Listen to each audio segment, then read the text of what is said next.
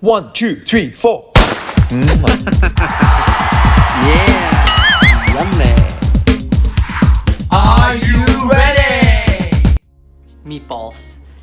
Today we're going to be making meatballs, and the first thing we're going to do is we're going to set up to make some gelatin to put inside.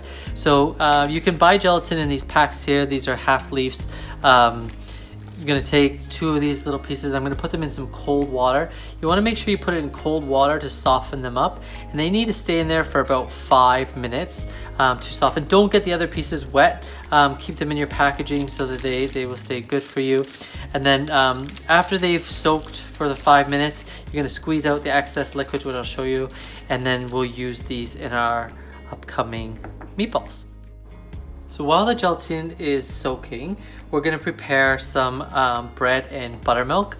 So I just went and got some sandwich bread. You can buy the ones without the crust because you'd cut the crust off anyways. And I took each one of these slices is roughly 20 grams. So I took 2.5 slices so I could get my 50 grams of bread. And then I just chopped it up into tiny little cubes. And then I got some buttermilk. If you don't have buttermilk at home, which in this case I didn't actually, you can just buy milk itself and then add a little bit of vinegar, and it looks like it goes off. This there's like little solid bits and it's really thick. That's okay. That's what we're doing to make the buttermilk. And then you're just gonna soak all of the bread into this buttermilk. So just go ahead and let it soak over top like so. And then you're gonna let that sit as well. You're gonna grab a fork and just press down to make sure that it's all getting soaked inside of there, and then let that be for a little bit. Just make sure all of the milk is absorbed by the bread.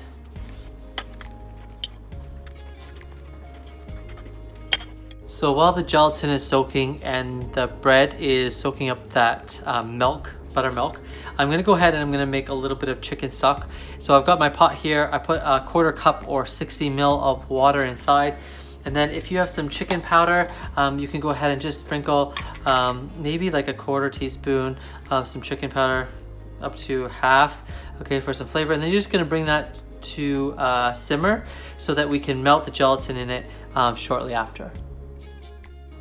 Now I'm gonna prepare the meat. So I've got inside my bowl 220 grams of ground beef, 220 grams of ground pork. I put 134 grams of pancetta here, and that's gonna be the base. And then I've got 2 egg yolks, some oregano. I put about a half teaspoon of oregano. I've also got in here 1 medium onion cut in half and just chopped up half of the onion, so I'm gonna throw that in there. 2 cloves of garlic. I have some Parmesan oregano, some cheese. I'm gonna put that inside of there. I have some freshly chopped parsley right here, so about 1/4 cup. I have about 2 teaspoons of salt, some freshly ground black pepper, maybe about 1/4 to half a teaspoon, depending on how much you like. And then the last thing I've got here is some fennel seed. And for the fennel seed, I put in there about a half teaspoon of fennel seed. So I'm just gonna put all of those in there. So now we have all of our ingredients here. We need to mix it. Now this bowl is a little bit small, as you can see, so I'm gonna switch it to a bigger bowl so it's easier for me to mix. So here we have our larger bowl. I'm just gonna go ahead and I'm gonna dump all of my ingredients inside of here. And then I'm gonna just take my hand and make sure you've washed your hand well. And I want to now just mix up all these ingredients to make my meatballs really.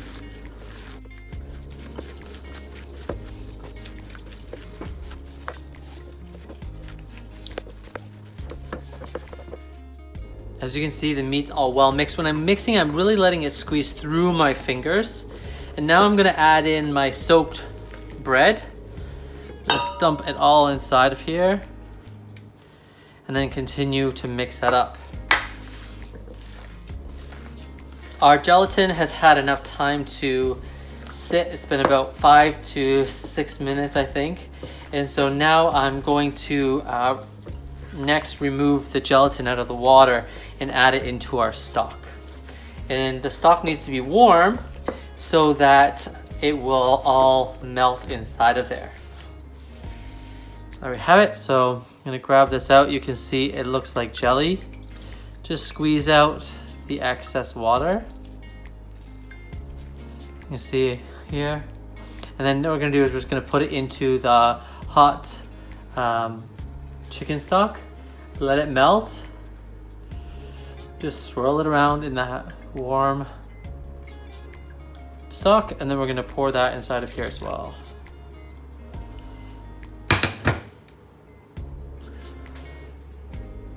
Okay, now I'm just gonna go ahead and further mix this all together.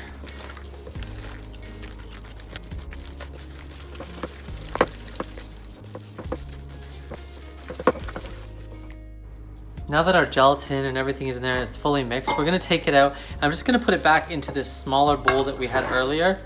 And then I'm going to refrigerate it so that that jelly, the gelatin, can set a bit and stiffen up the mixture before I make my meatballs. Make sure you cover this either with a plate or a lid or some saran wrap, and then put it in the bottom of your fridge to make sure that it's safe and doesn't contaminate anything else in the fridge. So our meatballs, after rolling them into the balls, they were still a little bit soft, so I just popped them back in the fridge for another 25 minutes. And now they've firmed up quite nice. They're a little bit jelly-like because I think the gelatin has set, which is really nice. I went ahead, I got a large frying pan, I put a little bit of butter or oil in the bottom, and now I'm just gonna go ahead, I'm gonna place all of the meatballs inside of here. If you have too many, this makes about 24 meatballs, so it is quite a large amount. It's good for a family. You can half the portion of the recipe, and you can also use multiple frying pans. You can cook two frying pans at the same time. So I'm gonna cook up half of these first, and then I'll cook up the other half afterwards. So I'm gonna turn this on to a medium heat, let them cook for some time on this side, and then I'm gonna flip them over. Actually, I might put a few more inside of here. Get them all cooking up. I think I could fit all of them inside, so I'm gonna try and cook all of them at the same time. So lots of nice. Mine just fit in this frying pan, so yeah, like I said, I'm gonna put them all in here. That way it'll be easier to flip them, and they'll flip really nicely. So our meatballs are cooking up here. You've been cooking for a couple minutes.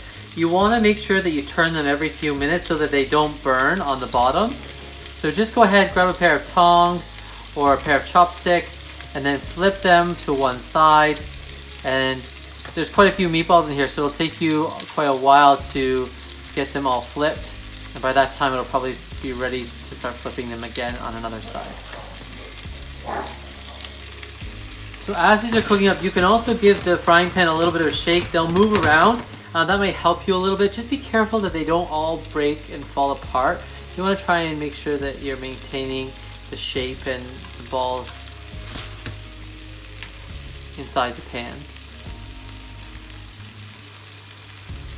You can also move, if they're browning a lot more in the center, the ones from the center, you can move them out to the outside and then scooch the other ones from the outside into the center. That's a little bit easier for you.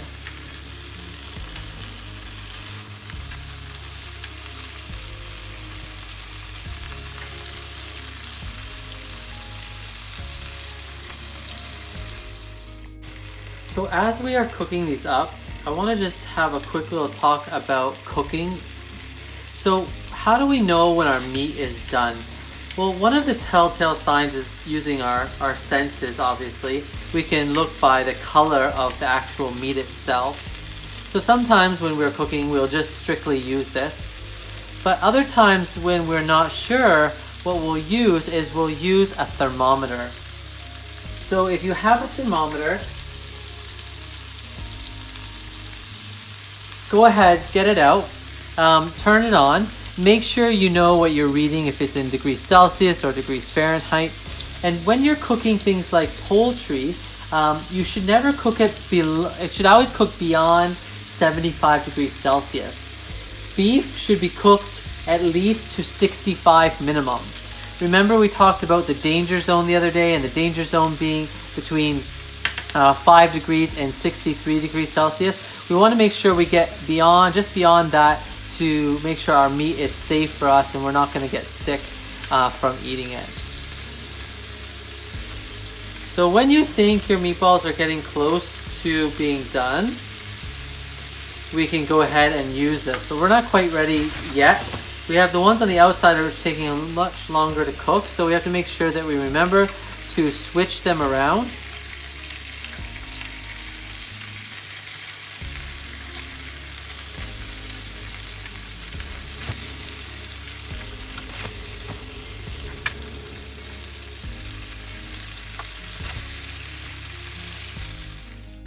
So our meatballs have been cooking up for some time. You see they're holding their shape quite well, and that's thanks to the gelatin that we put in. That helps them really stay and bind together, along with the egg and the bread that we added in there. So it's now time. We have our thermometer. It's at room temperature, around 23, 24 degrees Celsius. And now I'm going to do is I'm going to stab one of these meatballs on the outside of the pan, just to make sure that I'm going to get an accurate reading. And I'm going to read and watch the temperature and see what it is. We want to get up to around 65 degrees Celsius for one of these meatballs to make sure that it's safe for us to eat. And that means it needs to go all the way to the center of the meatball. So here you have it. We're at 66.5 and it's still climbing. So these meatballs should be safe to eat now. If you go higher, that's not a problem.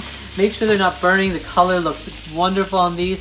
So we could eat them just like this. Or if you have a nice tomato sauce, which I picked up here, I'm going to just go ahead and I'm going to drizzle them with some tomato sauce, heat the sauce up, and then I'm going to serve that for dinner. Give them a nice toss in the tomato sauce, and then, like I said, let it heat up just for maybe 3 to 5 minutes, just to reduce some of the water and make a really nice meatball dish.